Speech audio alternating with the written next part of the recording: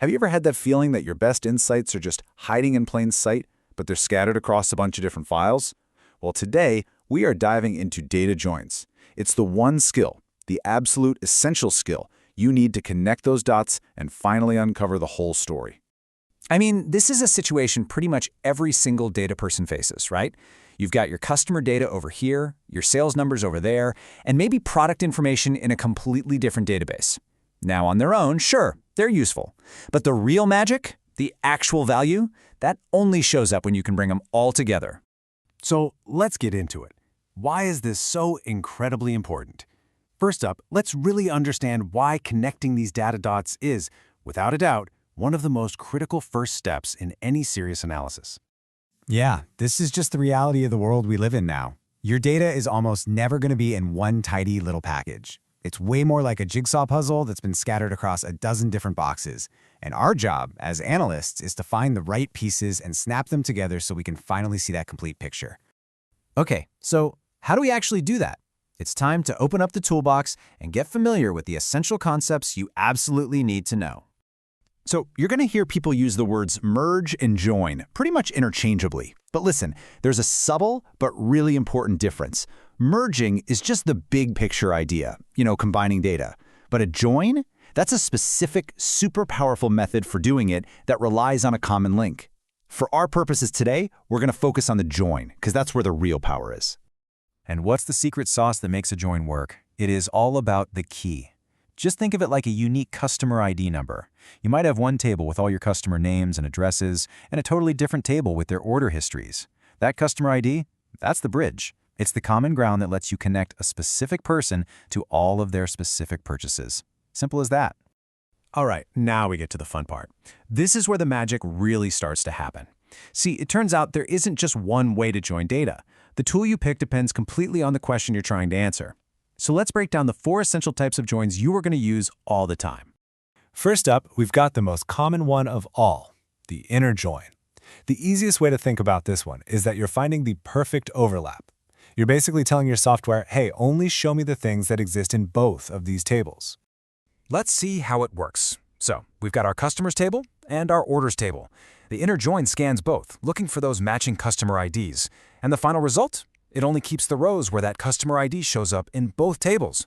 You'll notice anyone who hasn't placed an order, poof, they're gone. We're left with a clean list of only the customers who have actually bought something. So you see, an inner join answers a very specific question. It is absolutely perfect when you want to analyze your active paying customer base. It's clean, it's simple, and it's direct. But what if you need to see your entire list of customers, whether they bought something or not? Well, that's when a left outer join becomes your best friend.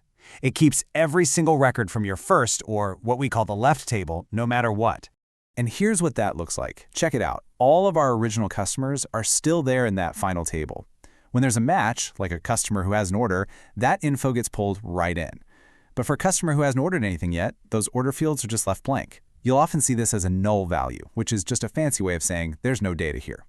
The important thing is we haven't lost a single person from our original customer list. This answers a completely different business question, doesn't it? Now you can instantly spot which customers haven't made a purchase yet. This is fantastic for things like identifying inactive users or maybe targeting a specific group for a new marketing campaign.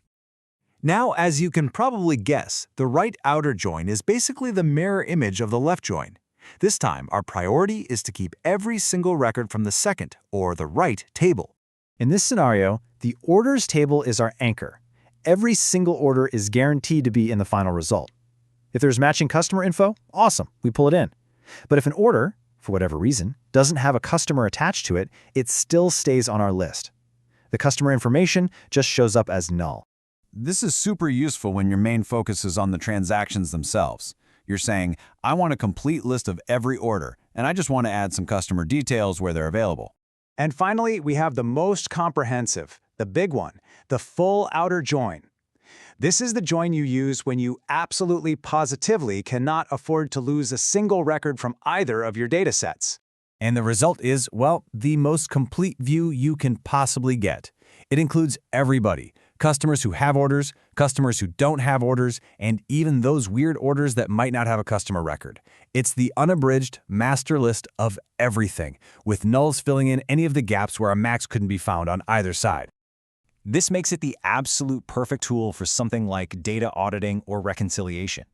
Anytime you need to be 100% sure that no information has been accidentally dropped from either of your original files, the full outer join is your go-to. Okay, so we've got the theory down. But how do these joins actually help solve real problems in the wild? Let's take a look at a few examples from different industries. You can really see how the right join answers a very specific question in each case. For an e-commerce shop, a left join is perfect for finding those customers who've signed up but never bought anything. In healthcare, a full outer join could be mission critical for matching up patient records with insurance claims to make sure nothing gets missed. And in finance, you could use a right join to compare your personal stocks against a complete market index. The pattern is crystal clear. The question you ask determines the tool you use. So, you've got the tools, and you've seen how they're applied. Now, how do you make sure you get it right every single time?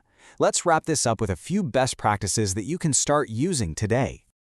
Think of this as your pre-flight checklist before you run any join. First, before you write a single line of code, you have to truly understand your data. Then, clean it up. Because, you know the old saying, garbage in, garbage out? It is so true here. Next, and this is probably the most important step, just pause and ask yourself, is this the right join to answer my question? After that, have a game plan for how you're going to deal with any missing data that pops up.